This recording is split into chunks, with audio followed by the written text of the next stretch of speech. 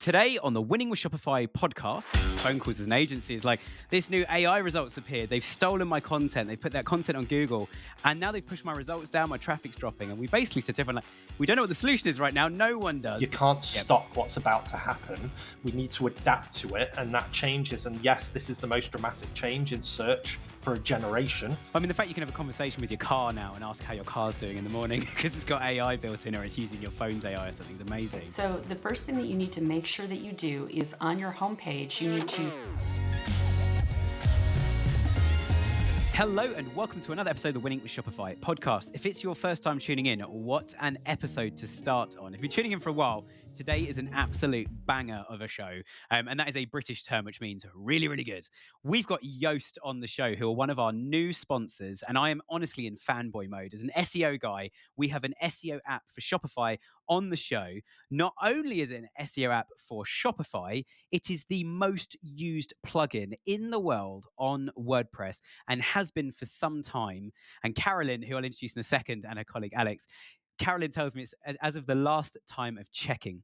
If you want to use their Shopify app, they are giving you guys a nice little discount. WWS15 is the code to use. It's in the description if you want to check it out there as well. And that will give you a little discount. It's all in uppercase. WWS for Winning with Shopify. WWS15 is the code to go and use. We're going to be talking about SEO, AI, and a whole range of other things as we go through today. A combination of some of the things you can do with their app, but also what is going on in the world. First of all, we're going to come across to you, Carolyn. Welcome to the show. Tell us a bit about your background, a bit about your role at Yoast, and just a quick overview about Yoast, which we're obviously going to talk about more as we go through today. Okay, so my name is Carolyn Shelby. I'm a principal SEO at Yoast, and what I do is I help guide the search strategies that go into the product. We power more than 13 million websites, so it's a big responsibility. It's a high honor. In addition to writing for the Yoast blog, I write regularly for Search Engine Land and Search Engine Journal, and I speak all over the world at lots of different conferences. But I focus on how AI right now is reshaping what it means to be optimized. So I try to keep ahead of everything that's going on and make sure that we're incorporating that into the product. Um, I'm here to help everyone understand how search is evolving and how to make sure your brand evolves with it. Amazing. Well, thank you so much, Carolyn. And you've hit a trigger point about AI already. We are going to talk about AI, everybody. So stay tuned. And I'm absolutely delighted to have you on the show, Carolyn, because Carolyn also mentioned, and we'll come over to get your intro in a second, Alex. But Carolyn mentioned she beat Alex at a small competition they were having as to who could get the most views on a single article last month. So congratulations, Carolyn. For anyone listening who's like, what is this article? Why did so many people read it? Search Engine Land, Search Engine Journal. Search Engine Land is one of the other publications, but Search Engine Journal. What was the article called if people want to go and check it out? It's how LLMs interpret content structure, and it's information for AI search. So it's how to structure your page, basically, to perform better in AI-driven search and be ingested by the LLMs. Amazing. Well, thank you so much. I'm sure that's really relevant to so many of our listeners. Alex, over to you then. Tell us a bit about your background and your role in the Yoast team as well. Sure, mine's kind of the same but different. So, hi, I'm Alex. I'm calling from Manchester in the UK. I have been doing SEO since before I knew what I was doing was SEO. I was doing it as a teenager, just playing around with HTML, making websites. From there, I kind of found CMSs and got into WordPress quite a bit ago. It was about 11 years ago. Developed some plugins. They were acquired by different people. Worked with Yoast back in 2012 on some of the stuff that's now in premium, which is a bit weird. It's kind of gone full circle. My current role today is kind of the same-ish as Carolyn. We, kind of act as consultants for best practice that go into the product. We also come up with product innovation for the future to help with general site owners everywhere, helping them gain discoverability, which is kind of another post I wrote, which is in competition with Carolyn's this month in Search Engine Journal, which is from search to discovery and why SEO must evolve beyond just the search engine results page, which is what AI is doing right now. So yeah, that's kind of me in a nutshell. So what we could do, if I was being really mean, is I could say, listen to this episode, everyone, and choose your favorite between Carolyn and Alex and refresh their article 100 times. I won't say that. It's worth checking out both of them for sure. But good luck to both of you with the with the competition. I've Um, already won for April. Alex is Yeah. going to win for May. okay. Well, that's good. Then both of you guys are going to get a trophy, which is cool, and a little gift card. You told us as well. You get as a reward. But it's so good to have you guys on the show. I should say as well that these guys, Yoast, are sponsoring the show now. So as I just mentioned, there is a discount code. Go and check it out in the description, guys. If you want to go and play with their tech, we will link to the downloads in the Shopify App Store as well. Any issues with that, reach out to us. Head over to the Yoast website, and it's Yoast spelled Yoast, which is like toast with a Y, and it's named after the founder with a different spelling, who we've also had on the show previously. Let's get into the content then, guys. So we're talking about SEO. We're going to talk a little bit about your app, about best practice. We're going to intertwine that a little bit with AI. But Carolyn, I'm going to come across to you first, and we're going to start with kind of quite I'd say a broad question for perhaps some of our more early stage stores, or people that are like, okay, I know SEO is a thing, we've done it all, but actually they might pick up some good tips from this as well. So what are some of the essential SEO tips that every e-commerce store owner should be putting in place right now in their Shopify store? Okay, so the first thing that you need to make sure that you do is on your homepage, you need to say the name of your brand and clearly state the thing that you do high on the page in plain text, because it doesn't matter how pretty your pictures are, search engines are still primarily text-based, and the LLMs that are now coming through and looking for things are very much text-based. They need to know that they're in the right spot, and if you don't tell them they're in the right spot, they won't know. So make sure that you say the name of the thing that you're trying to rank for. If you, let's see, in your descriptions on your product pages, make sure that you have all of the things filled out. You need your alt text filled out, you need your descriptions filled out, you need all of those things to have your keywords in them as well. Again, you have to say the name of the thing that you want to rank for. You cannot have a picture of a shoe and then call it everything other than a shoe. You can't say, look at how great this is, because just like with audio right now, you don't know what I'm talking about. Just because there's a picture of it doesn't mean that everything is going to understand that that's what you're speaking about. I've seen sites where they literally sell shoes and they don't say shoes on the page. They call them every other thing, but if the thing people are searching for is the word shoes, you have to say that. Make sure you fill out all the things that can be configured in whatever it is you're using, Shopify, WooCommerce. Make sure you fill them out. Don't leave stuff undone because you don't know what to put there. Find out what to put there. Have good structure. And then, of course, you need to have your schema done properly, especially your product schema for, for your e-commerce sites. Product schema is tremendously important. Google uses it for their carousel. Alex, there's so many different things that product schema is used for. Can you help me out here? Sure, I can. So So for anyone who doesn't know, schema is a type of structured data. It helps search engines interpret entities. And when I say entity, I say the word Apple, and you can think of either the fruit or the tech company. And search engines from just reading the word Apple don't understand that, and they need to understand that. So, like Carolyn was saying before, if you don't say that you're selling a shoe, but you are selling a shoe, how does the search engine know that that product is a shoe? And whilst you need to be as detailed as possible and populate as much as possible in the different areas, don't go over optimized, don't go for over detail. Be detailed, but also be concise and to the point, and actually describe what that thing is. I usually tell people not to be ham-handed, where it's kind of like, I don't know if that's a phrase most people know, but it's basically like you don't want to club people over the head with the fact that you're selling a shoe. And you'll know if you read it out loud to yourself if it sounds bad. Like, look at this shoe. This shoe is blue. This shoe is red. This shoe comes in 8 sizes. This shoe comes in size 1. This shoe comes in size 2. Like, that's obvious you're saying shoe too much. You can be clear without being dumb. I think the So, icing on the cake with the shoe example as well is if every mention of the word shoe linked back to your shoe collection. oh So my gosh, yeah. you can absolutely, a lot of sites underlink, I would say, internal linking, but you can overlink in that content at the same time, can't you? Well, when you're doing internal links too, per page, you don't need more than one link to a given destination. This is going to get really technical really quick. Um, Of course it is. they only give credit to the first link they encounter to a given destination page. So if you link to the same destination page, let's say your shoe collection 5 times, it only passes juice once. Hmm. But every time you create the link, you're subdividing the amount of value that page is going to transfer by each link you create. So you're lessening the value that that first link is passing, which is easier to explain when I have a whiteboard. Yeah. We use the phrase juice a lot because it explains quite well. If a cup's got 100% of the water and you've got one link, all that water's moving to second cup, isn't it?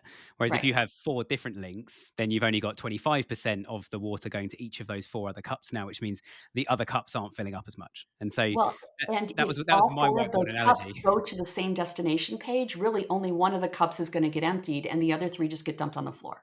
Yeah. Mhm. Yeah.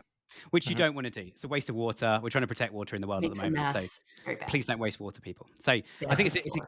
good way of explaining it. And I think I love what you say as well about product schema. I think with a lot of Shopify themes, they try to make product schema quite easy. But then actually when someone like myself comes along and starts looking at Rich Snippet Checker on Google, which is a fantastic Mhm. tool if people want to check that out, it shows you what Google is actually finding on the page. You can also copy and paste code into it. So if you're going to change the code, you can copy and paste what the code should look like and then work on your store to make it look and function like that. But we come along and there's a few things we always find that are sticking out. You mentioned it, Carolyn. We're going to get technical, and I wasn't planning to bring this up, but now we're talking about schema. I'm going to throw this one at you, Alex, about product schema. Aggregate review rating is something that is always red or amber in the rich snippet checker. Should people care? How do they fix it? Should they fix it? It depends, which Well, is you might our say best that. answer, right? Of course it is. But I mean, if you have a product with 0 reviews from customers, then you're going to have a missing review in the Yep. rating.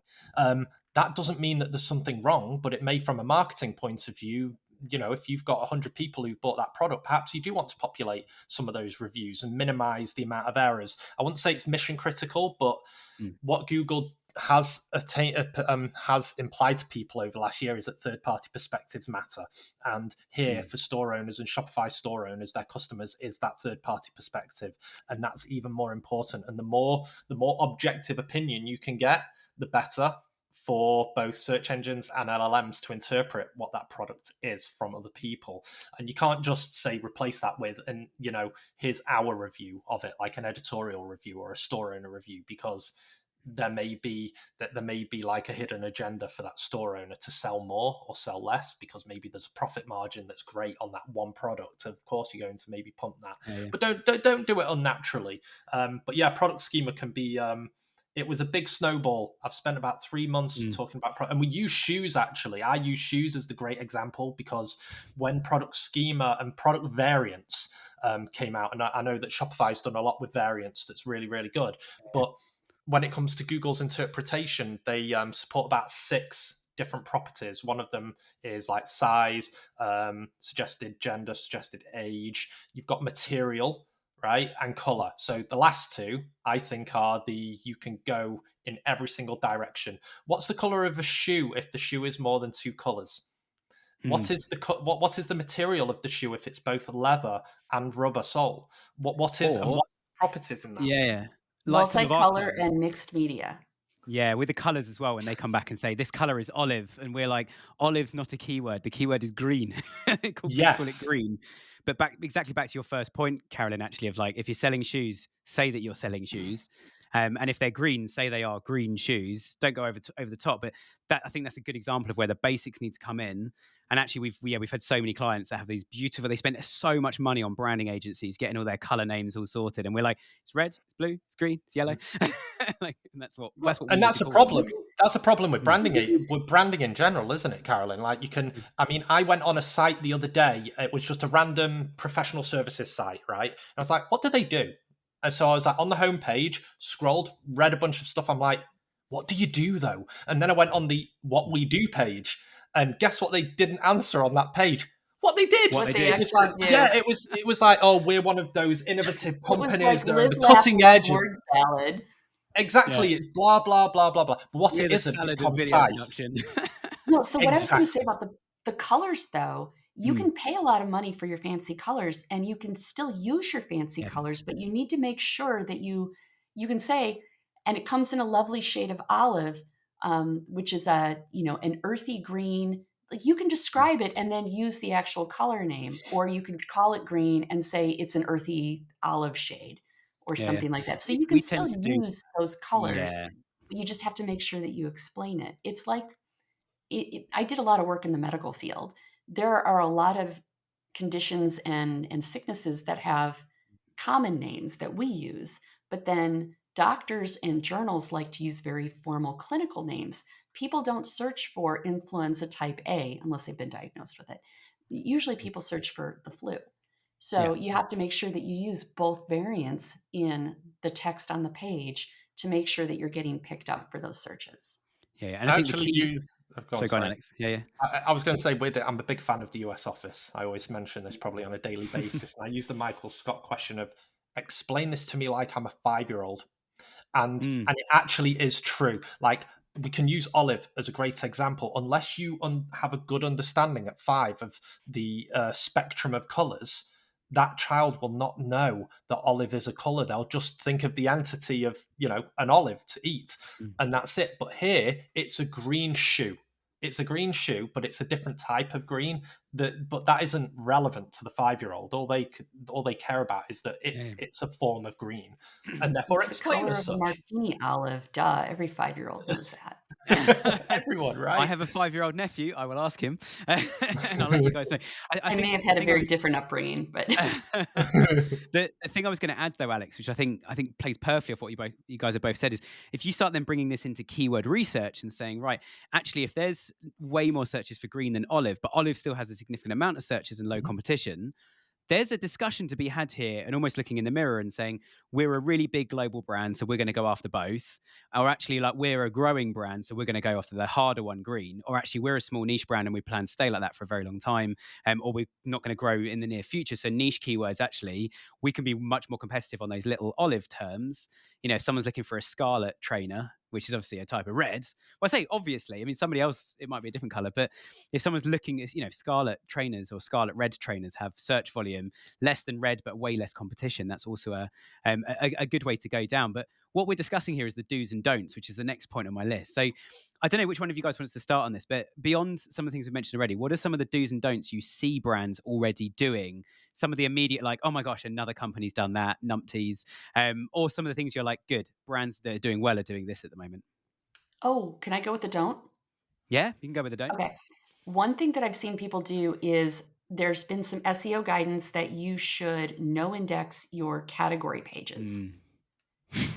which I mean, Yeah. you can do, I guess, if you want, but most websites use those category pages for navigation. Hmm. If you no index a page that you're using for navigation, Google can't crawl to the things that are on that page. Like you're Yeah. stopping Google from crawling the site. You're stopping the crawlers from crawling, which means the stuff that's on there is not going to get indexed. I would strongly recommend against this. And I Mm. understand, conceptually, I understand why it's being advised, but on most sites, for the size of most sites, it is a patently bad idea, and I would not do that. I Yeah. agree. To And add, yeah, yeah. I was just going to say, collections are normally the thing we are gung ho as an agency optimizing to try and get traffic to. Because if I'm looking for some red shoes and we've got 8 pairs of them, a category is where I want you to land. So you can choose the pair that's right for you with your filters and everything else. That's where I want you. So if you no index that page, it's like, well, Google's got to decide amongst the 8 which one to show versus someone who's got a nice category of filters, which is a better user experience. But, sorry, Alex, back to you. Yeah, well, the same applies to like the search internal search functionality Mm, of both WordPress and Shopify, where that in the past, from a search engine point of view, is disallow it by robots so that it yeah. doesn't crawl and have this endless thing. But that's no longer the case now that LLMs are around, because LLMs act like humans in this process and actually go through the Mm, search and understand things. So while there's a bit of a debate, because Carolyn's making a face where what mm, would you do in this instance, and there's still up for grabs of what to do when it comes to machines crawling through sites, you still need to think about the human aspects of it.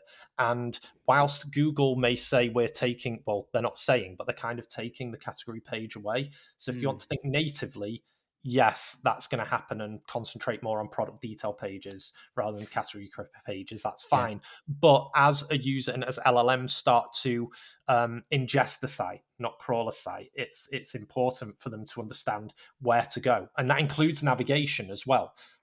So it's very important to do that. And of course, for the human element, that's what I do. If I'm searching for shoes, I go onto the homepage and then I navigate. But maybe that's because I'm an SEO and I don't think I Mm. I navigate a think site like we a work normal person. differently. I think the three of Yes. us are a different breed of of searcher.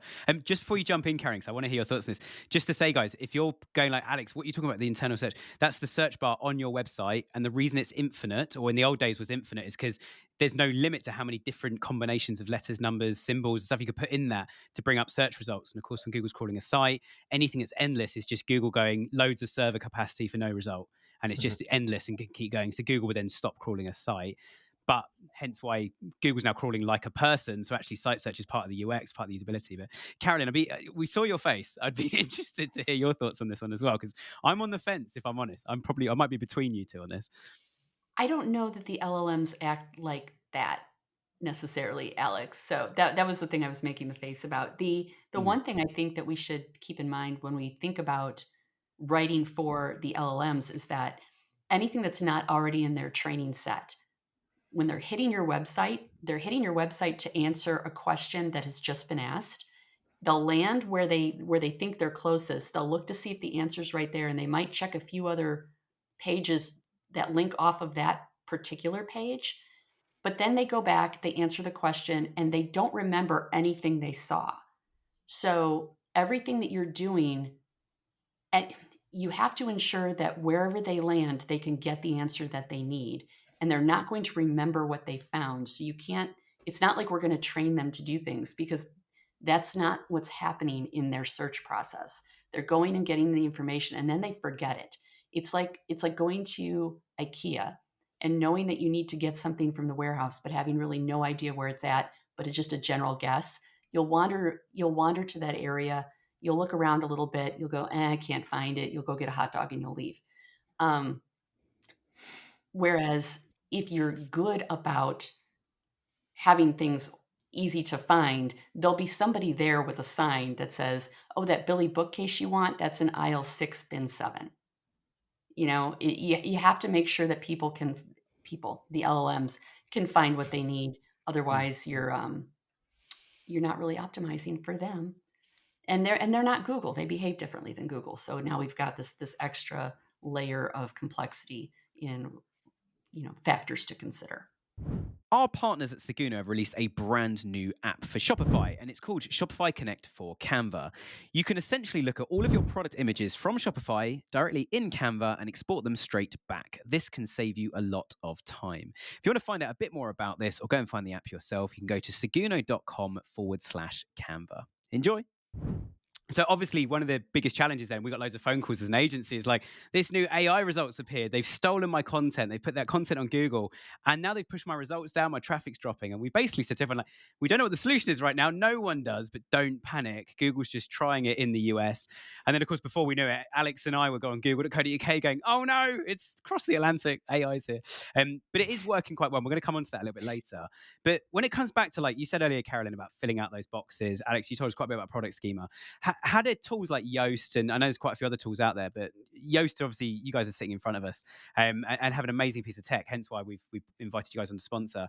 Tell us a bit about some of the things that an app like Yoast should be doing for someone on Shopify, how much easier it can make. And that is a question to either of you guys, whoever wants to kick us off. I'll take that. Yeah, so when Shopify has the variant stuff, I know that was introduced, was it last year in the editions? Mm-hmm.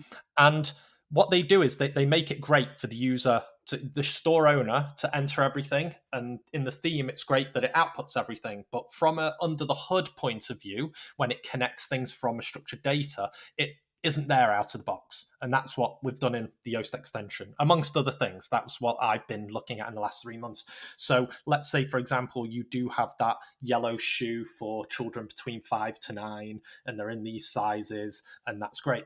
That's all fine. But under the hood, it doesn't actually structure that in a way that a search engine will see. And it's actually very important that it understands that part of the entity. Otherwise, it has to read and understand and process a little bit more. While some may say maybe structured data might be becoming a little less of a dependency for LLMs as they start to understand more, it's like saying, it was kind of like what Carolyn did with IKEA. I usually say it's like giving someone a book with no punctuation or paragraphs and saying, find this quote. And you just have to like understand the whole book, try and find the quote, understand its context, and guess. And that's where more hallucinations come in. The less opportunity you give for an LLM to hallucinate, the less it will hallucinate. So that's what we've kind of done under the hood. So we've tied the variants that you have already entered into an output that is best practice for what things like Google Merchant Center, Search Console will interpret. And even this week, I know that Index Now are now taking on product variants right into Bing as well, which is a very, very good thing that it supports that.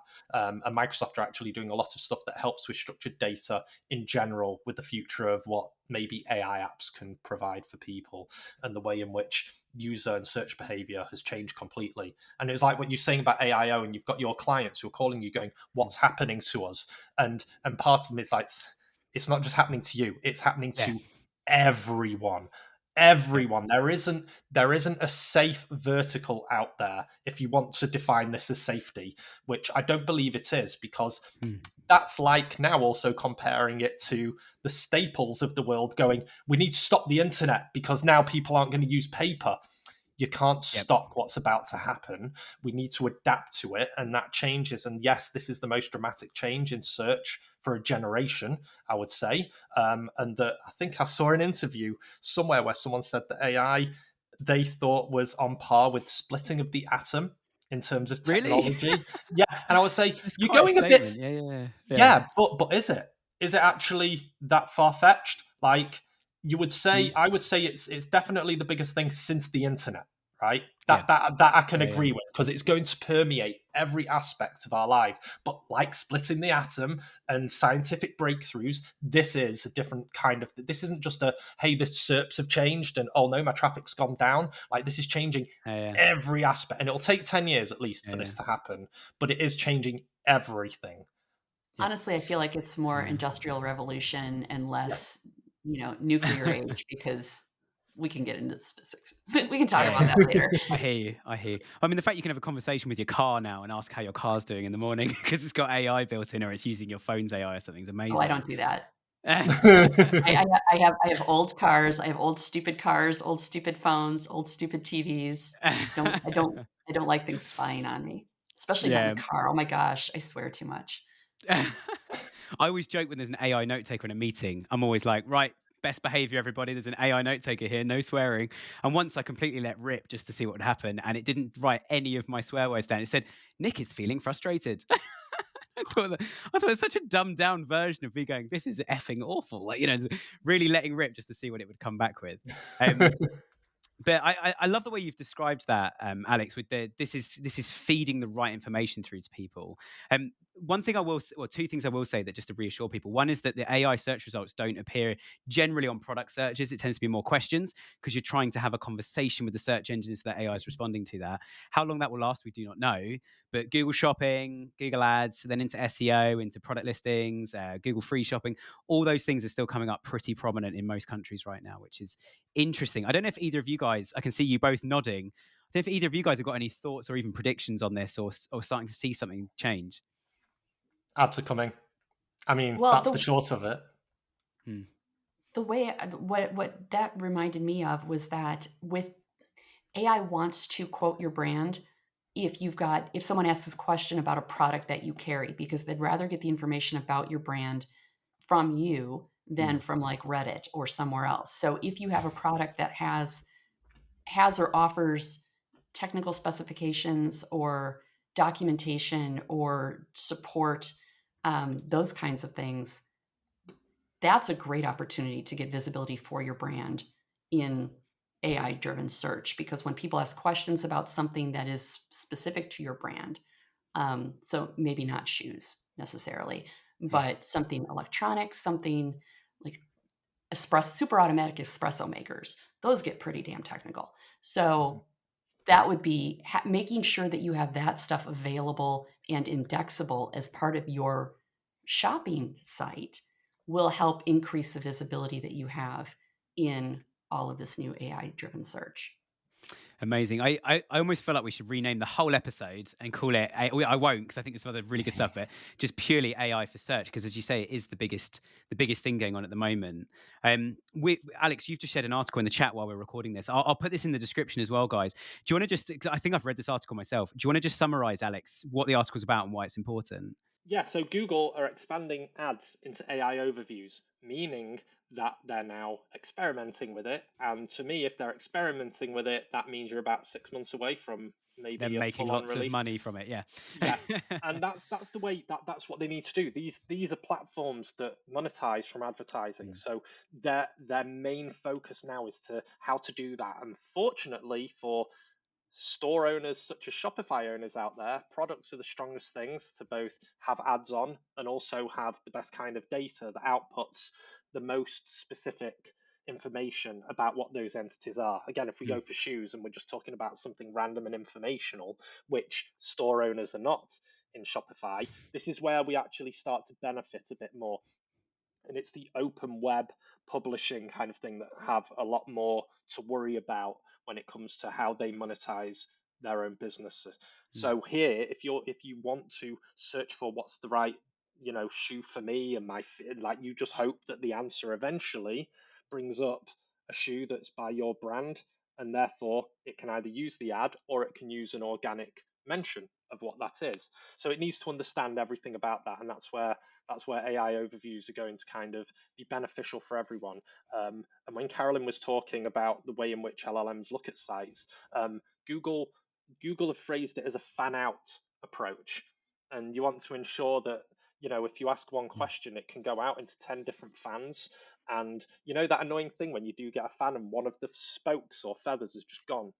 That's Yeah. that's a good way of kind of making this so well. You need to make sure that all those spokes in the fan do work so that it can go in every direction and eventually lead to you. Well, you have to have those links on that page, which is what I was talking about. So it's coming into like a product page, right, to answer the question. Mm. And if you ask subsequent questions, it's going to fan out from where it landed. Yep. It's not going to go back to the top and start a new search. It's going to fan out from where it landed. So you need to make sure that that you've got supporting documentation and links to related products and all of those links easy to find on that on each landing page, assuming that that's going to be the starting point from the fan out. Absolutely. And I think this is the right moment to bring the whole world of SEO back to what I describe as just being a basic, doing the right things e-commerce brand. Is when you're looking at that fanning process of questions, content, buying guides, what's in fashion right now, size guides, delivery information. It's almost endless the things you could talk about. And this all comes back to who's my customer, what makes them tick, what are the things they needed to know, the barriers that I had to break down with my content, my brand, my imagery, my pricing, my products, etc., for them to make a purchase. And then you eventually land on what does the design of my product page therefore need to look like. And I think you made such a good point earlier as well, Carolyn, about if you have too many links. I say too many, the more links, it's not so many or not enough, but the more links you have, the less juice is moving across to the next page. It's really important that instead of 10 things on that on that fan, because then it's divided by 10, actually it might be like these are the 3 most important FAQs, and then a single button to go and look at all my FAQs for all of my customers. And again, think, I always say to people, think laterally about these things. Like what makes the answer to an FAQ more powerful? A quote from a customer review, something to bring it to life, a video on an Instagram account that's not yours to say, here's one of our, what does your packaging look like? Here's one of our customers unboxing a product like that they just sent us. Really I don't powerful. I don't know if people who run stores are doing this regularly, but Mm. recording the questions that come into your customer service Yeah, lines, yeah. ask your frontline customer service people and track what questions are people asking and what are the frequency of those questions, Mm. and make sure that you're providing answers to those. Anticipate the questions that are being asked and provide answers to them because people want to know and it's helping them make decisions. Yeah, Absolutely. and to add to that, the LLM, which something I wrote about in the Search Engine Journal one, which you'll have shared by now, is Mm, I'm thinking of an LLM as a new audience, and here in this context, maybe think about an LLM as a personal shopper. You know, mm, if I have a personal shopper, I want that personal shopper to have knowledge of products in general, but also have an understanding of the whole niche in general, so that they can come to you with an informed decision. And at the moment, we've got Google's native SERPs, which is an answer engine, and now you're going into LLMs, which is an assistance engine. They're doing mm, all of that research and investigation for you. So again, you have to be concise without going too off tangent with what you're describing, by giving the personal shopper kind of, well, here's those bullet points and summaries of why this product is relevant to now mm. bring back to the end user.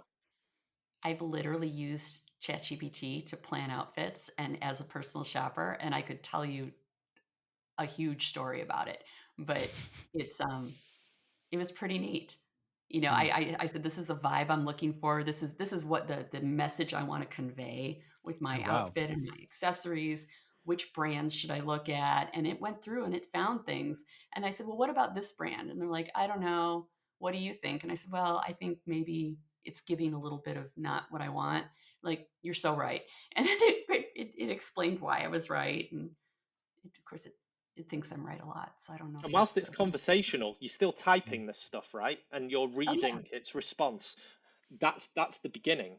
As soon as you get to voice interaction, you're mm. getting into, the film Her territory, Yeah, and yeah. where it can provide, it's not opinion, it's feedback, knowing what your opinion of yourself is. So it eventually should know what you think looks good on you, right? If you're talking about clothing, and then after that it will so for me, I like slim fitting shirts, right? I don't like baggy shirts, I don't like short sleeve shirts. And it will learn that, understand it, and memorize it. And therefore, whilst it does take away things like short sleeve baggy shirts, it will show me what's more relevant. And the brand who's great at slim fitting shirts is going to win out of this, because they were concise in their product description to say that that's a slim fitting shirt that may also suit me, and then add those things with structured data, then provide me with the assistance that, well, the LLM with the assistance that it needs Mm. to give me its informed decision on what it thinks I should be wearing.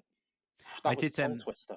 Yeah, there was a lot there. It was really good, really, really good, good example though. As to why, like again, kind of combining the basics of like this is a slim fitting shirt for men in this size, coupling that with all the things you've just described, Carolyn, of like it's for this occasion, it gives this message.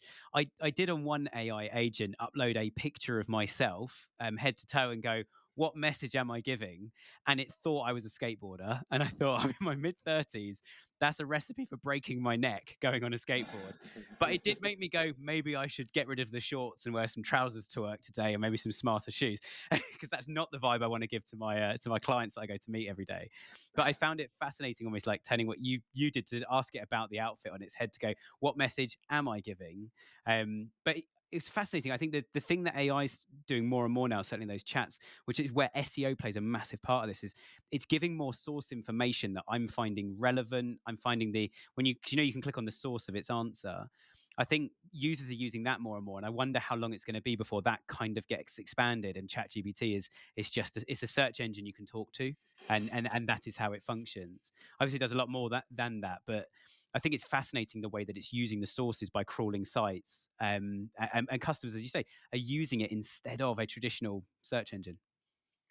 Well, the nice thing about that too is even though you're getting fewer clicks in just raw traffic, the people that are taking the time to click through from those types of results are much more likely to actually be interested in buying from you Hmm. because they already know that you've got the information that they want, you've got the product that they want because ChatGPT just told them.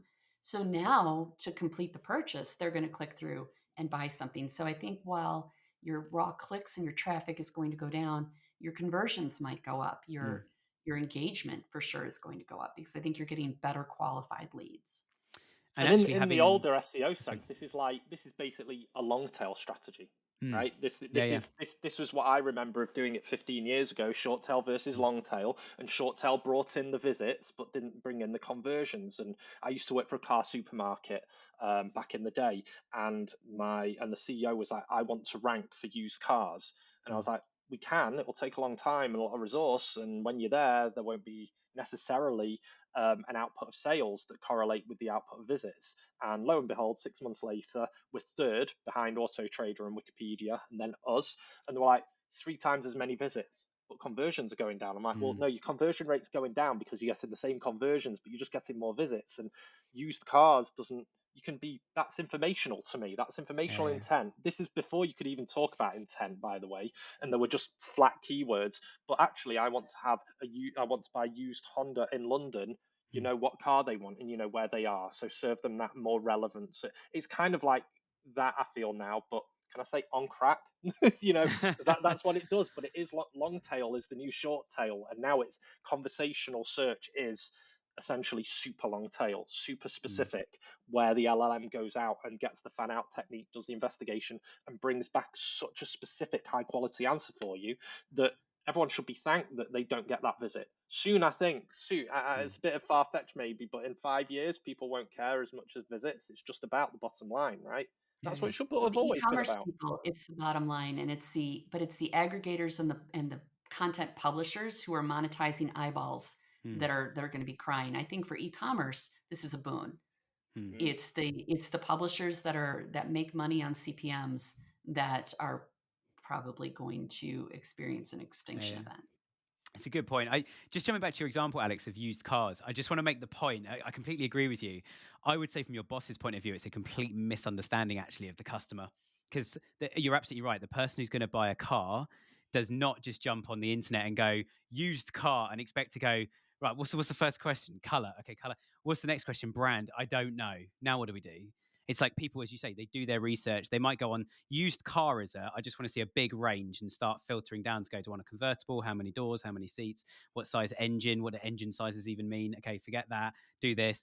I think it's a misunderstanding of the customer journey, which comes back to, you made such a good point earlier, Karen. I wanted to flag it, but we went on something else, just about customer service teams feeding back. This is what people are asking. So that's what our content should be tackling. It's currently not doing it, and it's the most expensive way of explaining something is have a human answer the phone or an email. So actually, we can do that with content on the site. I've just seen the clock. We're gonna wrap up and come into land here. But last question, and for either of you guys, if people are listening, going, "Wow, there's so much I need to do. I've learned a hell of a lot today, and I've got a lot of things I need to go away and do now." Your app makes things easier. How can people find the app? What's it called? What's your website? How do they get hold of? Certainly, your knowledge base and information center for Yoast is incredible. Give us some signposts there. You're pointing at Alex, Carolyn. So, Alex, this one's for you. How can people find out more and download the app? Well, on Yoast.com, they're in the top nav because we like people using the nav. There's a Shopify selection there that you can go to. You can search for it within the marketplace as well. And we're offering some discount as well, which I know you've provided somewhere. Yep. And there's lots and lots of resources inside Yoast.com about best practice for ecom, best practice for Shopify specifically as a CMS, as well as lots of other random info like what we've been saying today that may not always apply necessarily to a store owner, but store owners can adopt in their marketing strategies. That and we're very engaging on X, Twitter, whatever you want to call it, however old you are, and LinkedIn, which is a very good place to be engaging with and get good discussion on as well. And also Absolutely. reading our pieces as well, because as you can see, we have our opinions, right? And we like to say what they are and provide them for people to interpret how they wish. So going on Search Engine Journal, Search Engine Land, and looking for our articles is always a good thing to do. Yeah, there's a ton of Nice. information on the website, and I think we also have some training videos on our YouTube channel. But Perfect. just make sure that you're checking our YouTube channel because there's a lot of people that are putting out a lot of Yoast videos. But the Yoast official channel would be a great resource for you if you're one of those people that likes to watch videos instead of read. Amazing. Yeah. Amazing. I'm definitely a visual learner, so that sounds like the place for me. I'm going to come to you first, Carolyn. Thank you so much for your time. It's been great having you on the show. So, yeah, really appreciate you joining us. I hope you've enjoyed today.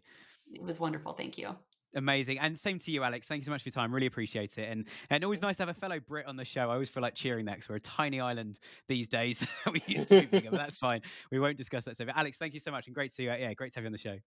Amazing. And for everybody listening at home, again, if you want to check out Yoast, they are on our website. They'll be on lots of our emails. If you haven't signed up to our emails, go and sign up. And we would definitely have these guys back and potentially some other use cases as well, people using the app.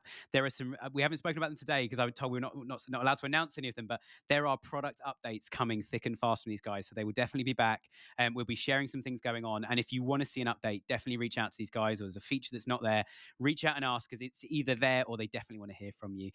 Thanks again to my guests. Thanks for tuning in. Hit the subscribe button if you haven't already, and we'll see you again next week. Thanks for joining us. Do you ever find that in your warehouse you have dead stock? You can't sell it, no one wants to buy it, and you can't get a refund on it. Or alternatively, you're missing inventory in your warehouse that you need. You've got sales coming in and you're low on stock and you haven't ordered more stock in time. All these things hit profit. And I've been there. I've run my own Shopify store and had exactly that problem. But we've partnered it up with Inventory Planner, who have the most incredible app to help you manage that and forecast exactly what products, what SKUs, even down to what color of product you need to order in advance to make sure stock levels remain consistent throughout. They're also running a 7-day boot camp. And if you want to go and sign up to that, it's 7 emails over 7 days. And it takes the same amount of time as your morning coffee. And in 7 days, like me, you can become an inventory management pro. Both links are in the description. Enjoy.